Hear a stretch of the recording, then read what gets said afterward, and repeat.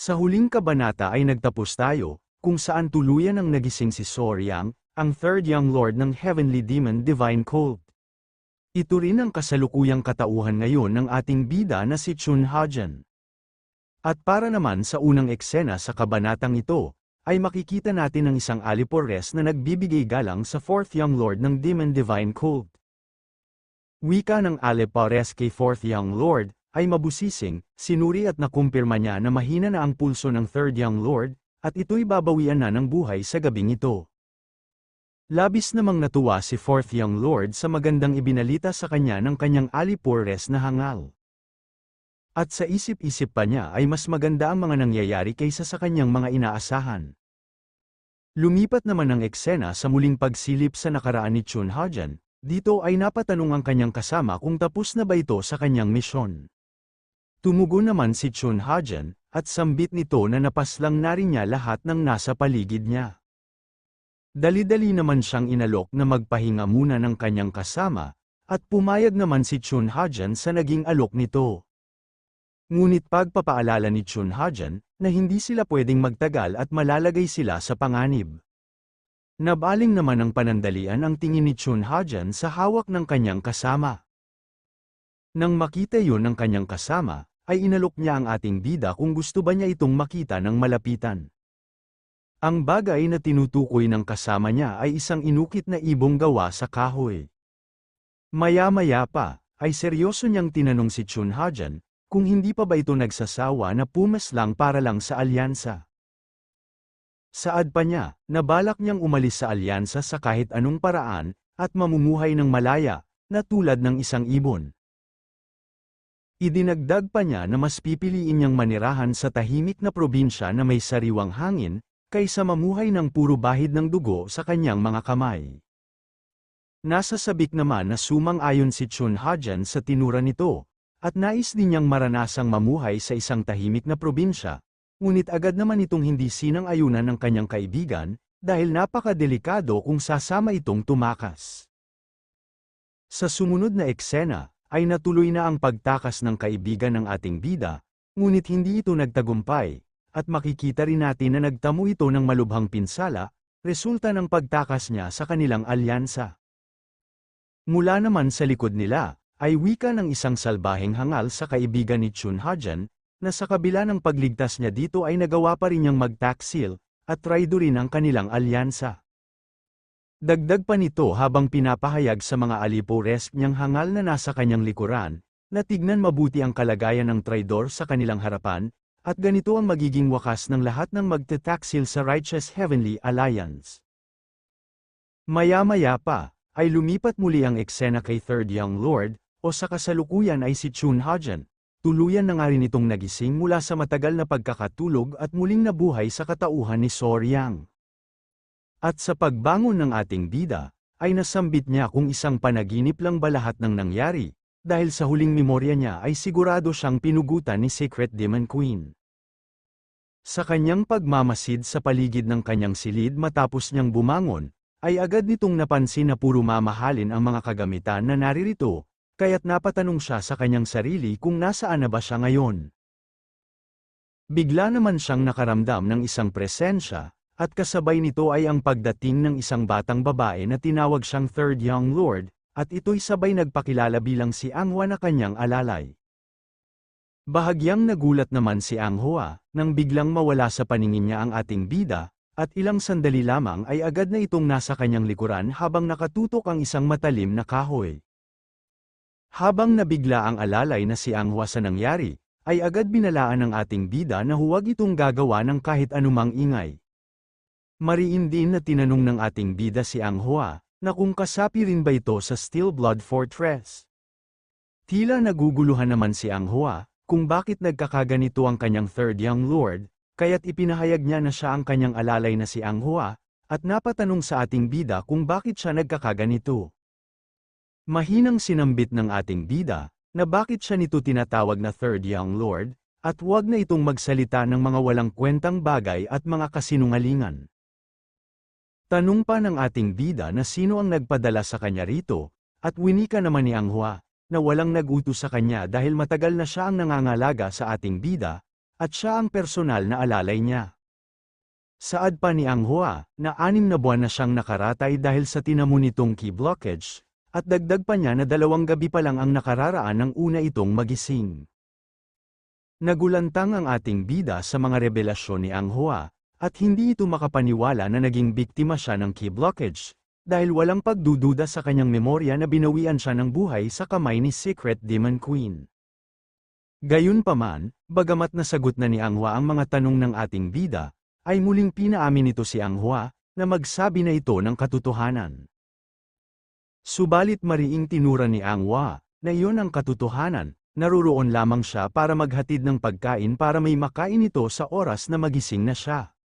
Sa isang banda ng silid ay napalingon ang ating bida sa isang salamin, at laking gulat nang makita niya ang kanyang sarili at gulat na winika kung siya ba ang hangal na nasa refleksyon.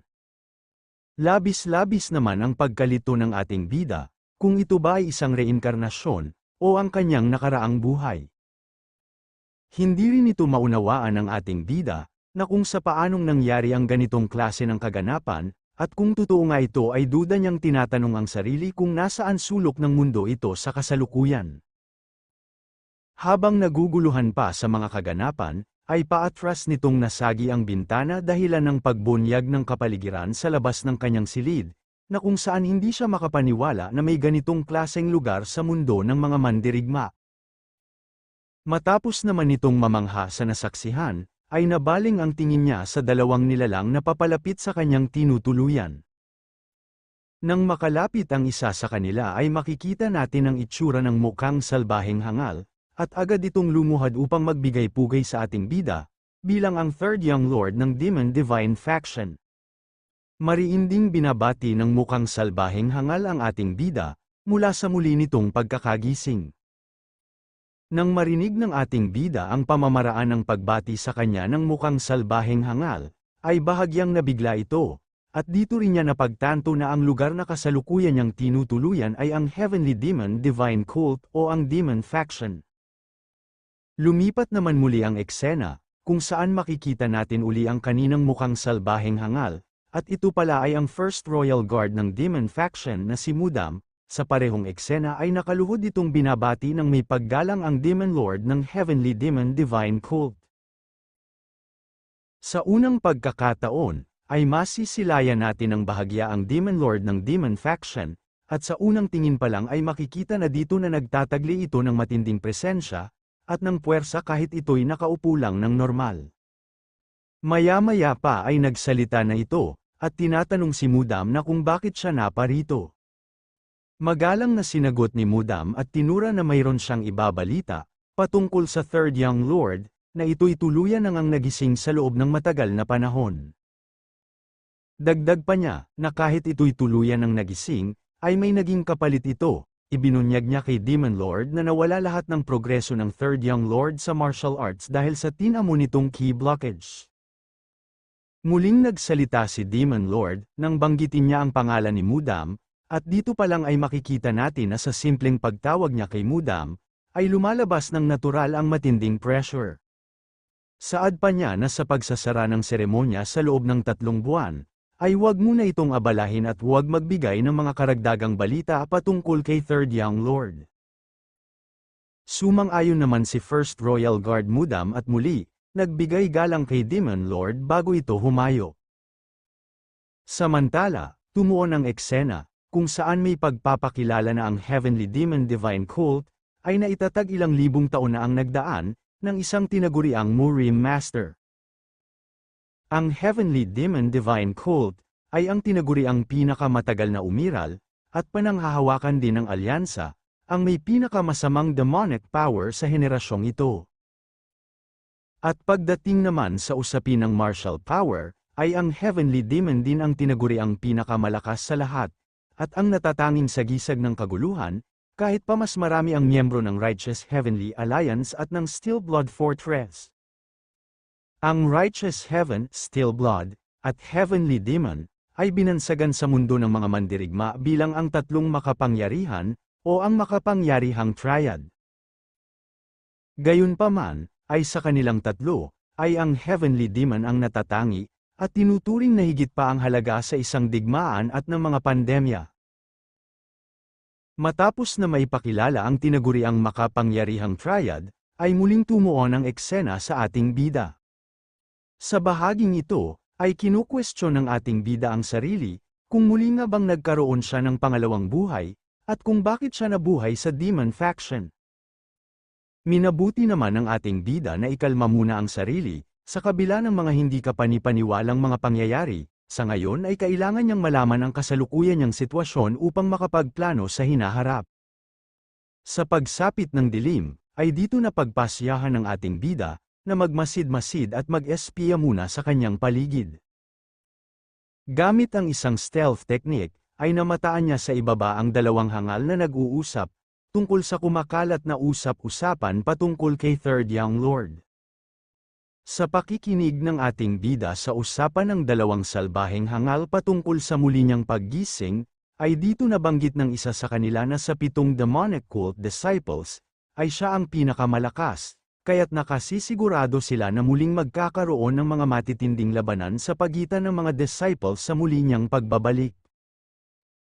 Wika pa ng isa sa kanila, na isang milagro na muli pa itong nagising makalipas ang 6 na buwan mula sa tinamo nitong key blockage. Idinagdag pa nito na nabalitaan din niyang nawala ang lahat ng progreso nito sa martial arts at bilang isang mandirigma. Tinura naman ng isa na may halong pagkabahala, na kung meron pang natitirang martial power ang ating bida, mula sa pagiging biktima ng key blockage, ay talagang totoo ang bansag sa kanya bilang monstrous demon. Matapos ng pag-eespiya ng ating bida, dito ay walang duda niyang kinumpirma na talagang nasa demon cult siya. Minabuti din niyang magplano ng maigi sa mga susunod pa niyang hakbang.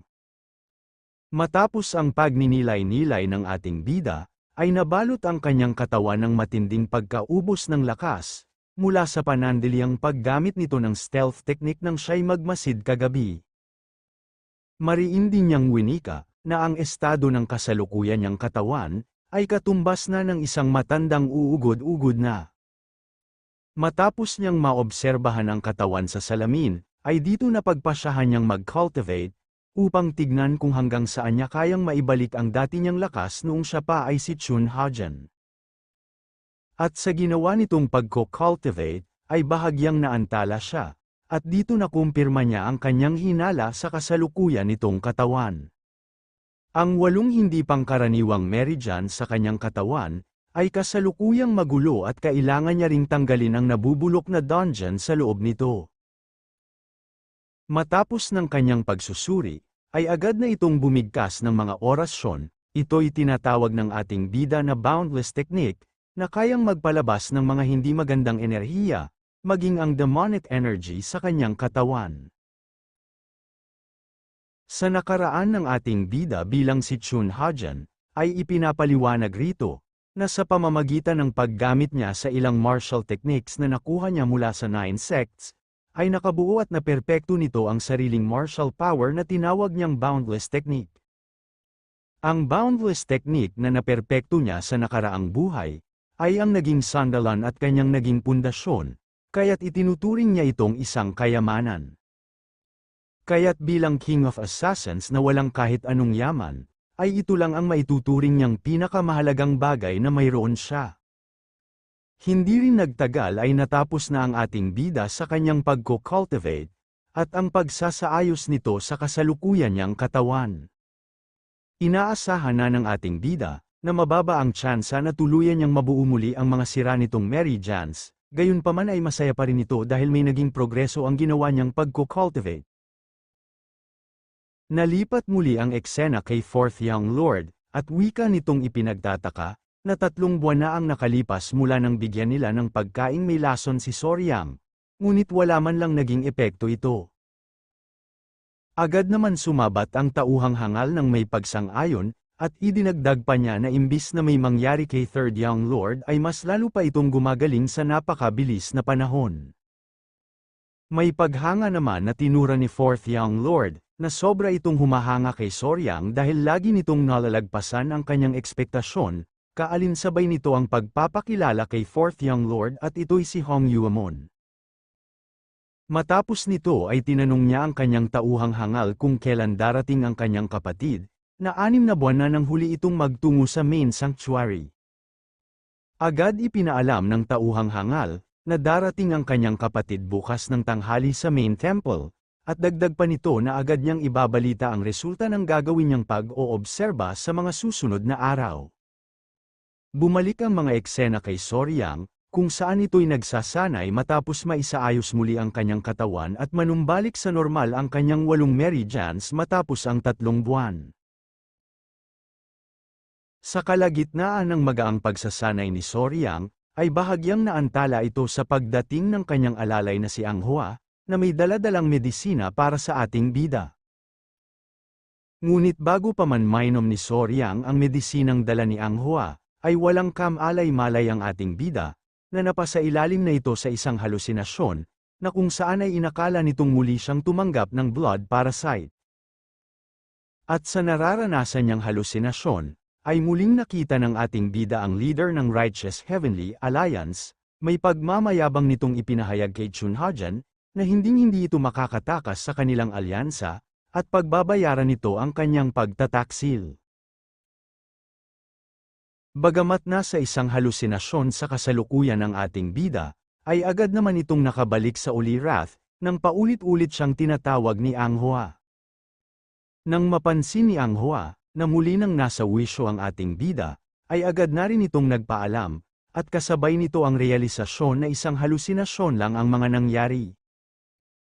At dahil sa halusinasyon na iyon, ay duda niyang tanong kung sa panibagong buhay na ito ba'y, makakamit na niya ang pinapangarap niyang klase ng pamumuhay. Abangan sa susunod na yugto ang paglabas pa ng mga bagong karakter. At sa lumipas na 3 buwan ay marami na rin ang nakapansin sa mga pagbabago sa kanilang Third Young Lord, inanunsyo rin ng ating bida na ito'y magtutungo kay Demon Lord, abangan ang kauna-unahang eksena kung saan makikita na natin sa isang panel ang dalawa. O paano, mga salbaheng hangal, ako na magbabasa, kayo na bahala ma-stress, maraming salamat sa inyong pagsubaybay at hanggang sa muli nating pag-uugnay.